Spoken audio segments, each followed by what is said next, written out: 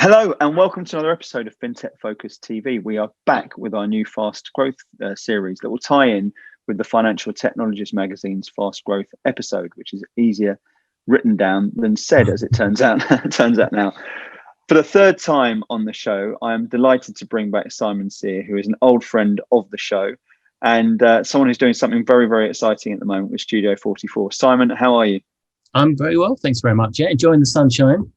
It is apart from the bees that have infested your room at the moment. But as I've said before, we've had all sorts of livestock and insects running through the show over the last year or so. But bees is the first for me.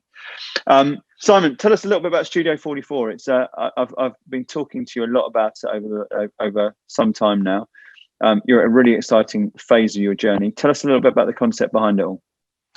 Yeah, so Studio 44, so we really are about helping leaders to create growth through innovation. So new products, new services, business propositions, even businesses, and tying them back into either their core business or actually spinning new things up as well. So really aimed at sort of corporates, so that kind of want to move with the times, want to adopt technology, use it to enable fast growth for themselves.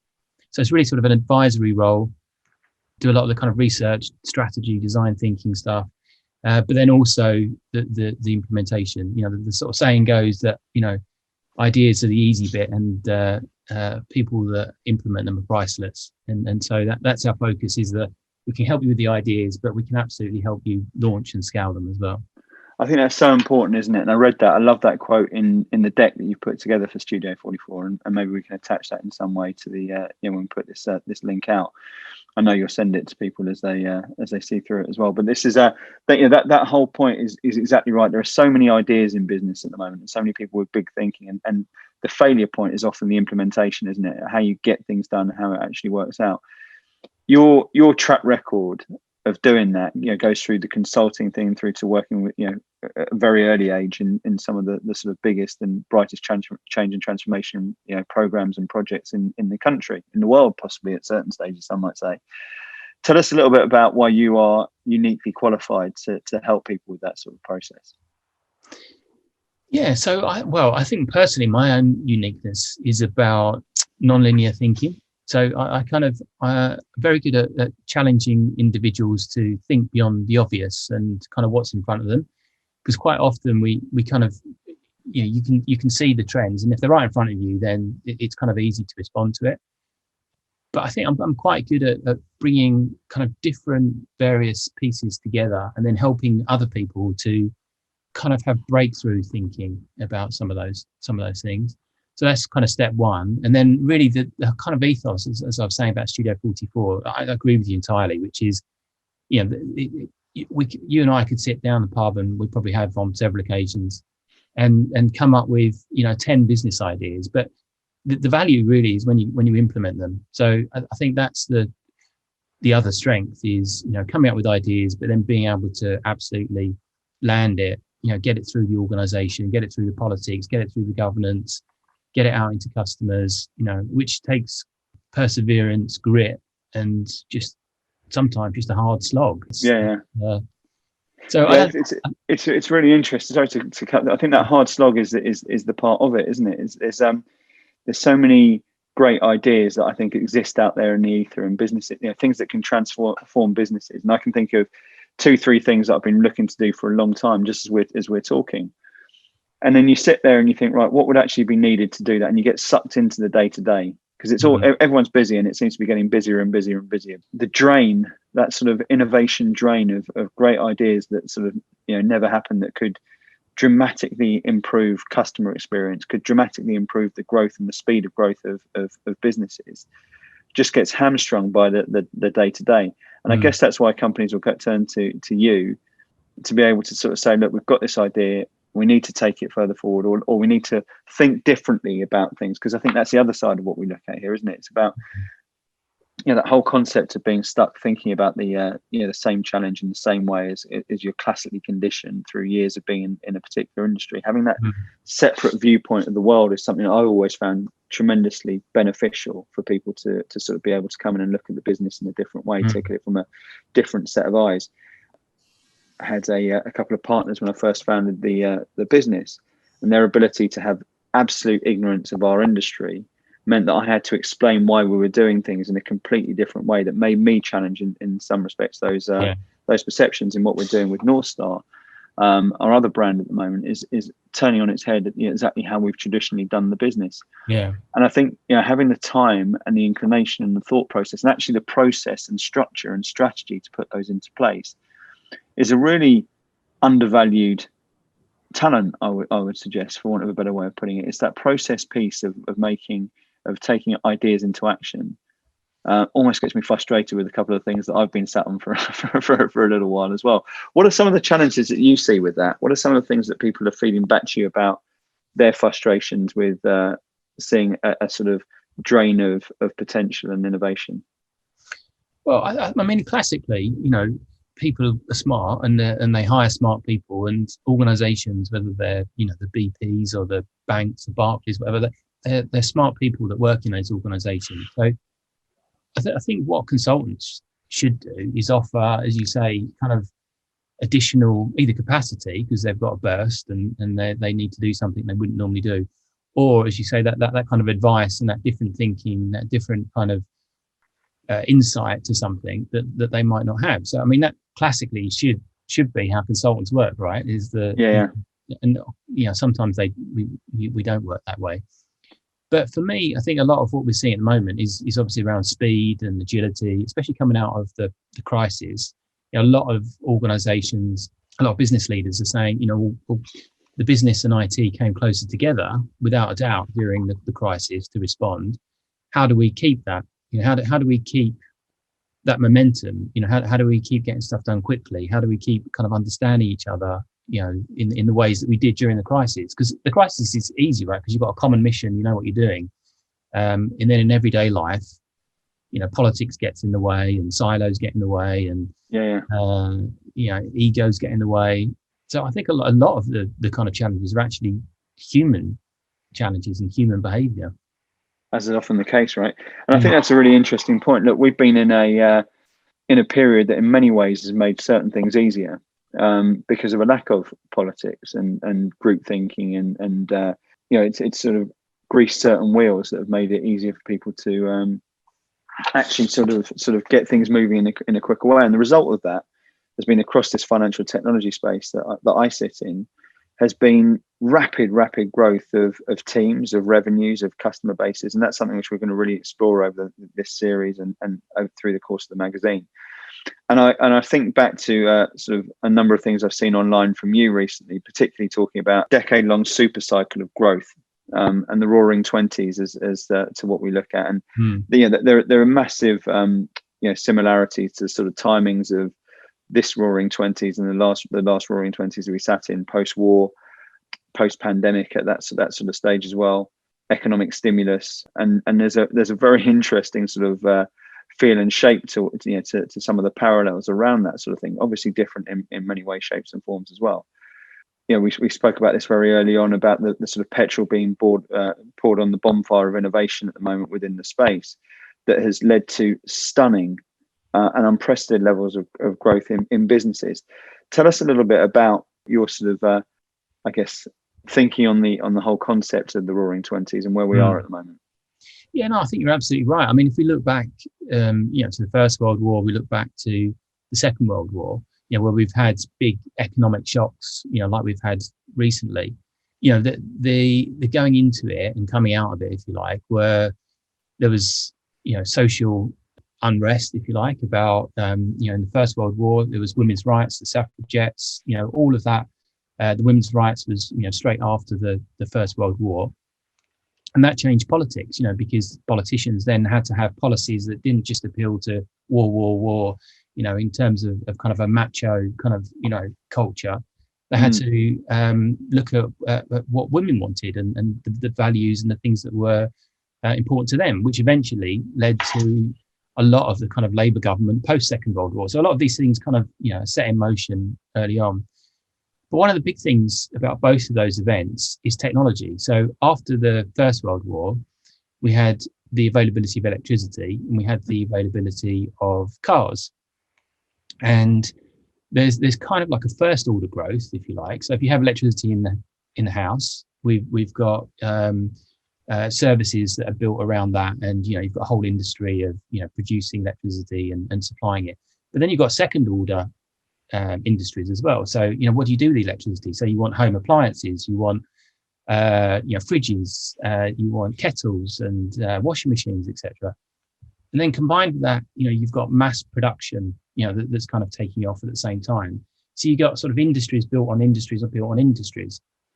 And I think if you look at us now, we've had probably 2 decades of digital, with the sort of internet, and we're kind of advancing on AI, Internet of Things, cloud, mobile, all those things that they're already in train. But then layered on top of that, now we've got the rush for net zero. We've got technologies around hydrogen. We've got technologies around carbon capture, around renewables, etc. And so all of that is going to come together, or is coming together, to create a perfect storm for growth. Much like it did in the 20s, and some of those things.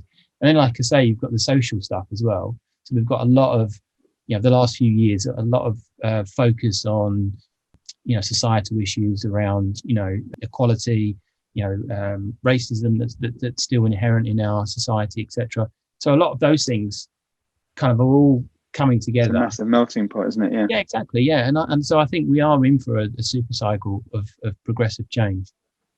And what's that mean? Where are the opportunities in that for people, and how do you get ahead to ensure that sort of fast growth isn't a phenomenon that sort of when June the 21st or a month later or 2 weeks later or 3 months later, or whenever it is, sort of opens things back up, and these jabs are everyone's double jabbed and we're on top of things again, and life starts to look a little bit more normal.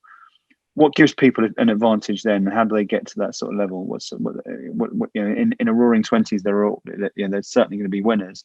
Yeah. But there's also going to be people who don't move quite quick enough as well. What do you see as some of the common traits there? So yes, I think to answer that, if you take the green agenda, for example, and the movement to net zero, it's going to affect every single business, because governments around the world are bringing in legislation. So the first step is comply. So all organisations are going to have to make sure that their buildings are efficient, their supply chains. So that's kind of like the base level point. Maslow's hierarchy of needs. That's the bottom layer. So that's going to take investment, time, people to sort that out. Then on top of that, you've got to adapt your products. So that kind of continuous innovation. And if you look at now, companies like Volkswagen, most of the big Ford car manufacturers have got their act together around electric vehicles, because governments have been very clear, like in the UK, 2030, no more combustion engines. So they've responded to that. The technologies are kind of taking off. They're investing in R&D and gigafactories and stuff. And I think it's quite soon that Volkswagen are now that they're kind of trying to manifest. We were talking earlier about manifest a completely electric vehicle range with no fossil fuels in quite a short order. So that's the second part, which is once you've complied with legislation, then you adapt your product set or your services set around that. So again, there's lots of opportunity there. And then the third angle on that is the growth, is the kind of step out innovation stuff. And that's a bit like going back to talking about electricity in the 1920s, and then what it means to the home. How do companies or organizations, even startup organizations, start to think about the art of the possible? So what might be coming next? What builds on the shoulders of what we've got today as that kind of pathway unfolds to us. And what companies need to do now is really invest in research and development, and start to experiment with different products and different services, because it is really going to be a time of creation and progress. So that's that kind of pyramid. So get the foundations right, adapt, and then really focus on that top bit. And the reason the top bit's important is because that's where the most value is. if you can get hold of, not your early adopters, but you can get hold of the early majority of any uptake of technology, that's where the real money is. That's the sort of wealth creation. And that sort of thinking, ties in with what you were talking earlier about the sort of the automotive industry and everything around that as well, where I always draw myself back to Henry Ford's faster horses quote. Now, if we look at something that I've seen, particularly over the course of the last 18 months or so, the winners who've been agile and pivoted, if you want to use that word, or innovated or created or have done things which have really put petrol in the tank of not very ESG of me to talk about that, but to have really sort of moved themselves further forward. Yeah, exactly. Yeah, fully powered the battery. The ones there who spent an awful lot of time listening to their customers and really thinking about some of those problems and thinking about reducing costs, removing friction, those sort of things which I've spoken a lot about on this show over the course of the last couple of months. Innovation for me is a very interesting thing because it seems to come very rarely from thinking that's not been done, but usually from an existing problem that's just been thought about in a different way. And I guess that's a lot where the whole concept of Studio 44 is able to come in, because I've looked at some of the case studies, and the beauty of you, and I think the fascinating thing about your background, Simon, is it comes in numerous different shapes and sizes. You've worked in a sort of plethora of different challenges, different industries, different options, but the fundamentals of what you're able to provide remain robust all the way through that, right? And I think when people are looking at that and thinking about what they can bring in and how they can challenge their thinking, listen to their customers. When you mentioned there the R&D side of it, how do you help with that? Well, I mean, as you say, the kind of stage one is strategy and research. So as you say, research your customers. The last few years, everybody's been into design thinking, and we've all sort of been on those courses around running workshops and focus groups and looking at the data, and so we're driven by data, not dates. And so we kind of do a lot of that, and I've done a lot of that, and the people that are kind of in Studio 44 for a number of years, for big, as you say, corporates, both here in the UK and in the US. So I think that's kind of step one, is really to understand the customer. And I think the thing that I've learned, and to be perfectly frank, we just borrowed from IDEO. They're the leaders in the market, and we just borrowed their practice and what they did, and then just adapted it over time, what worked and what didn't. And one of the things we learned is, you can get stuck. So it's almost like that old adage of, analysis paralysis. You can just do too much stuff. And you really just need to do enough and then start to test things out. And you can do that really quickly. You can do that in days, and you can do that in weeks. And I think that's one of the benefits that we bring, is that insight to say that you don't need to do everything. You don't need to dot all the I's and cross all the T's. You can do things at pace. Yeah. And you can get into those cycles of experimenting rapidly, testing them out with customers, seeing what works, what doesn't work, especially with a lot of the kind of low code stuff. You can just throw things together and see what's going to work. And so we've done that quite a bit. During COVID, for example, I worked with a global company, and we had to roll out a digital solution for social distancing and trace and track for 50,000 employees in I remember you telling me about this. It's really Chile, interesting. Brazil, South Africa, the UK, Australia. And we just moved with just pace, because we had to, because the business was going to stop if we didn't do it quickly. But of course, those things aren't off the shelf. You can't. We had to make it up, basically, or innovate. But we were making it up as we went. But we used design thinking. We kind of mapped out our journeys very quickly. We researched technologies. We ran experiments in 4 locations around the world. For 2 weeks. We were really testing not only the technology, but what it was like to work with a vendor. Could we get chip product into the country? How much was it going to cost us? Could we get the data to the back end? What happens if we've got a data center in Latin America, but not Europe? And, what's the regulations? There was just so much stuff we got worked out in weeks. And then we went to the board and said, look, we've picked this solution. It's X million dollars. can we do it? And going back to the question about how things different in the crisis, the board went, yeah, do it. There was no like, I'll come back can you give it some more data, and come back in a month's time or the next quarter. It was so urgent and so clear, the mission, that we just got on with it. That clarity of mission is so important, though, isn't it, as well, which allows for scale and growth. Yeah. It's when I look at where projects or programs generally tend to fail, it's about woolliness of agenda. I mean, that's the same with any sort of startup business, full stop, isn't it? Or any role which people come in with a new position. If there's not task clarity, role clarity about what's happening, it's very difficult to sort of move towards the vision of what you're doing. Yeah. I think it is mission, and I think and one of the reasons, again, which comes back to your question about how do we help companies. So first bit is that research and design strategy stuff. Then there's experimentations, as I kind of just explained. That's so important to see what works, what doesn't work. And that whole, there's a whole thing at the moment, isn't there, about the failure. You learn from your failures, which you kind of, and there's a question mark whether that's true now. They're looking at the research to say you should really be learning continually, and from good stuff and bad stuff. It's kind of more of a balance. The Toyota way. Yeah, and then the third thing then is once you've experimented, you decided where you're going, is being really clear on mission, direction. And so many times, I've worked with organizations where, we said, right, we're going to launch an MVP. Before you know it, your MVP's got, features list about this long, and it's not an MVP at all. It's got a wish list of everybody that needs to come on the journey, rather than actually, let's just go back. What is the mission? The mission is to create a new market, a new product for this customer.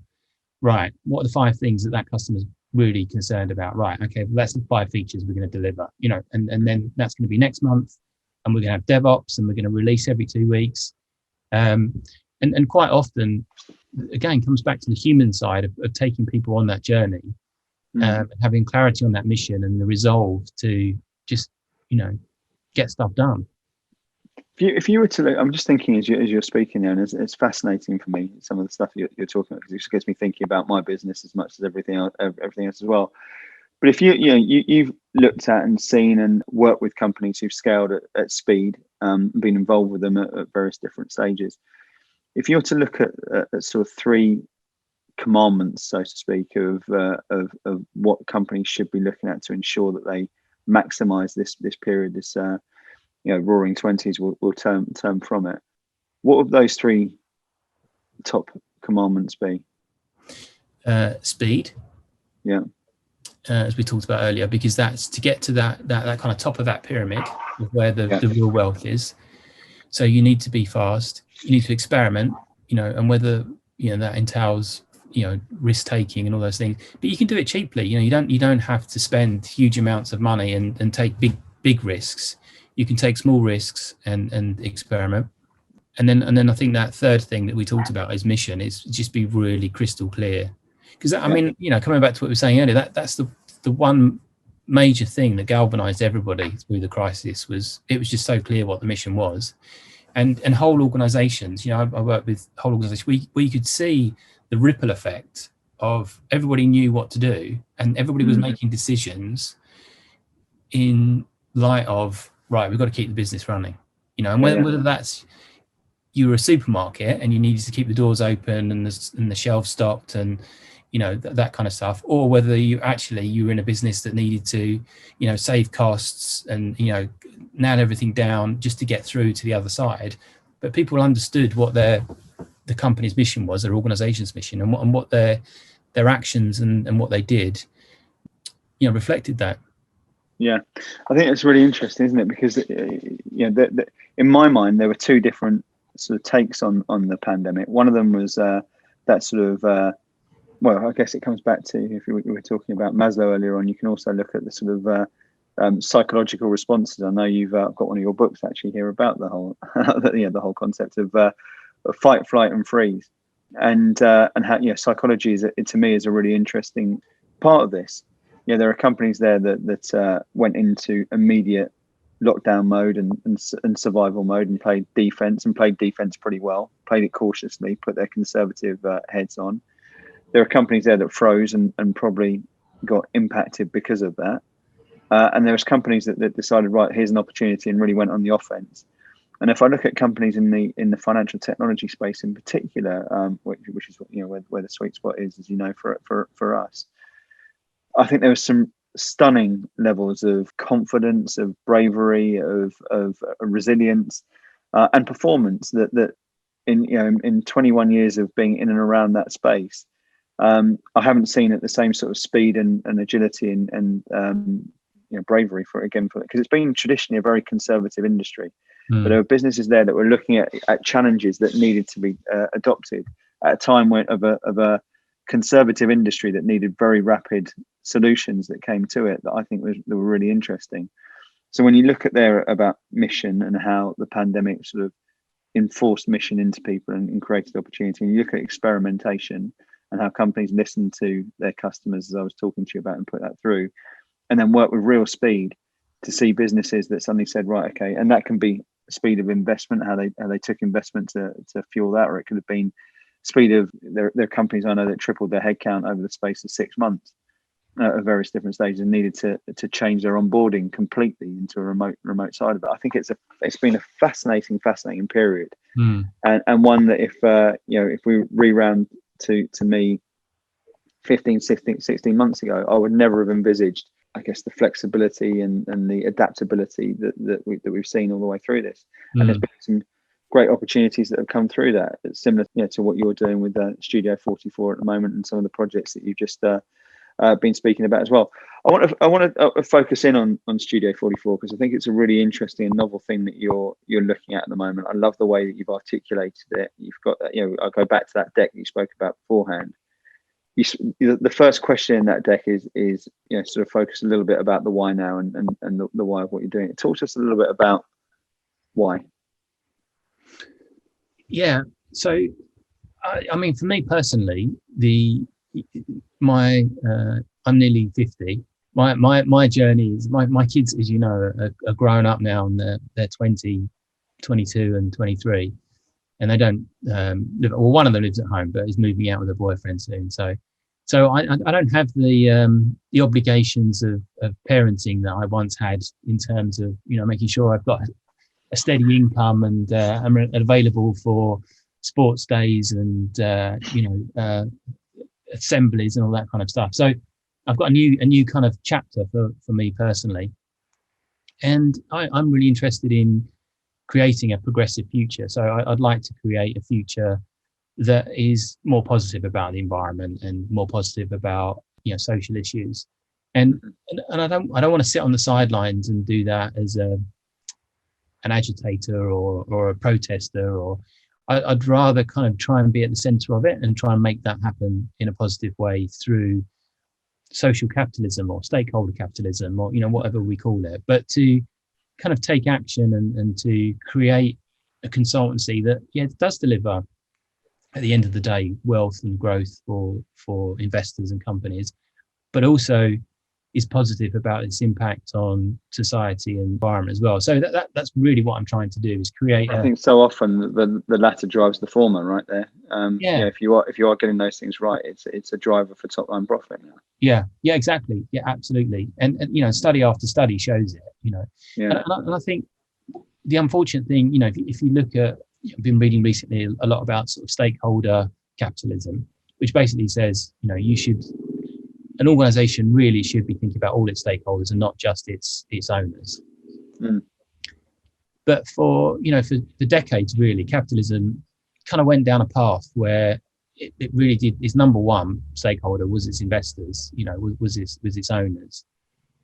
And again, I don't know whether that's just human behavior and human nature that we go back to time and time again. But for me, I think as we go through this sort of next decade or 2 decades of growth and progress, there's an opportunity to broaden, I think, that kind of model, that sort of stakeholder capitalism. And I mean, we've seen some of the trends, right? So the way that we treat people at work and stuff, and we focus on the customer and things. But I still think there's further to go with that. Yeah, I think there's definitely improved. I mean, and look, as you say, there's been strides further forward for it to even be on the table right now, to have that as a potential. And I think it's great that that's been a driving force through what you're doing. You also then talk about about you page of the document, which is sort of I guess signaling who you want to help and who you want to be helping within that. Give us a bit of color around that. Yeah, so I mean, what we're trying to do there really is use that kind of classic design thinking, which is, put the customer at the center of it. So if you go to our website, it's the first tab, it's the first slide in the deck as well about us as a company. Is actually about our customer. And our customer is, it's a senior leader who wants to create growth, and that growth, is often revenue, profits, customers. That's at the heart of what they want to do, and that requires innovation, that requires transformation. And so we're sort of very clear on the mission is growth. It's a new proposition, or it's a new product, or it's a new service, or it's a new market, or it's a new segment, and that's how we kind of start with our engagements.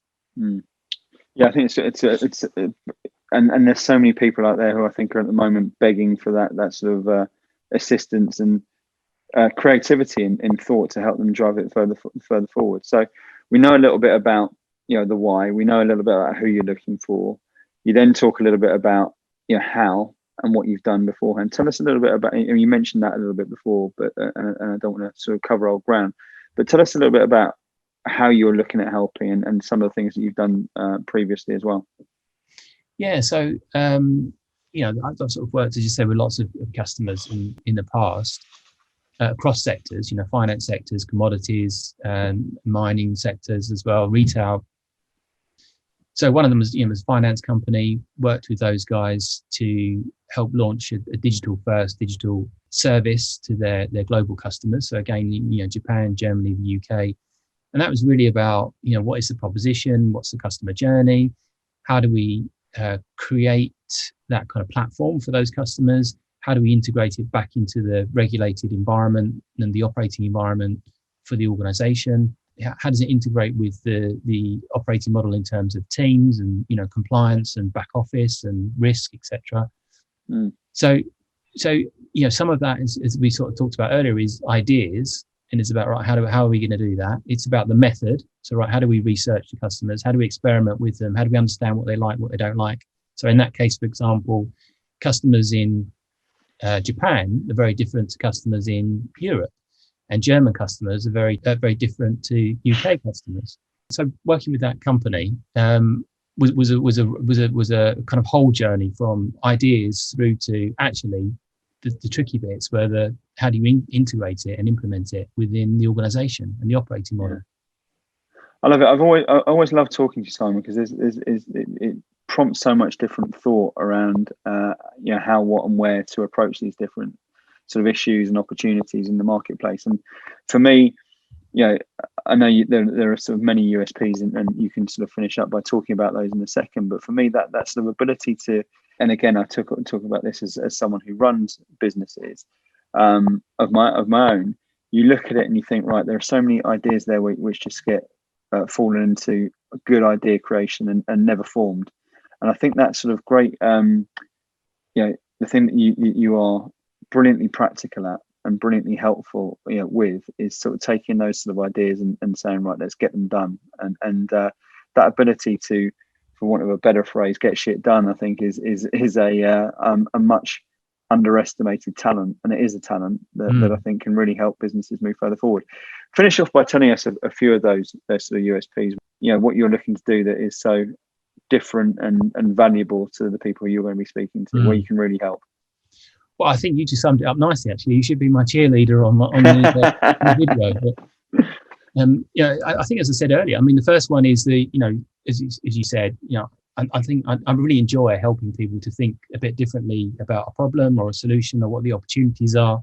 So I think that's kind of step one, and it's kind of non-linear thinking, if you like, not just what's in front of us. And then the second step is as you say, it's getting shit done. I mean, it just requires grit and determination to make stuff happen. And it doesn't matter what tools you've got, really, whether you're agile and DevOps and design thinking. These things come and go. It's that real essence of human endeavor, to make something happen. And we were talking about before the call, but go from manifestation to actually realization. and as you say, I think the overlay of that is the stripped back, not sort of dressing it up as, you know, consultancy speak, but actually saying it how it is. And which is sorely missing, I think, in some of those, you know, those professional services where it is clouded in a sea of nice words and clever acronyms to put things together, but actually saying that this is how we're going to make this happen. To me, I think is that sort of brilliant key that sort of takes, you know, the industry further forward, because there are so many things there that can stand in the way of progress. And this to me is a really exciting way forward, and a route for companies to grab the ball by the horns and move further forward. Simon, it's an absolute pleasure. I know you've got some packing to do to get yourself out to America. I'm extremely jealous of you for that. It's been a long time since I've been able to cross over to those shores, but two kids you haven't seen for a long time are waiting. I'm very excited to hear your stories when you return. Not least of all about how you make a meal last for 8 hours, so you don't have to wear your mask for a whole train journey. But it is a pleasure as always. Just one thing before we finish off: tell us how people who've been interested in what you've said today can get in touch with you. Yeah, so I have a YouTube channel with lots of different videos and insights from zero, you know, getting to net zero to, you know, the universal law of change. And so if you're interested in any of that kind of thought stuff, go and have a look at that. Or check out the website studio44.io and contact us through there. And obviously, you know, the usual LinkedIn. If people want to get hold of me there, I'm responsive and chatty all the time. Well, as always, good chatting to you as well, Simon. It's been a pleasure. Thank you so much for coming on again. Hopefully not too long again until the next time. It's always a pleasure to have you on the show. Great. Thanks for having me, Toby. Cheers. Have a great trip, and we will see you soon, and we will see you all soon. Thanks a lot for watching another episode of Fintech Focus TV, and see you on the next one. Thanks a lot.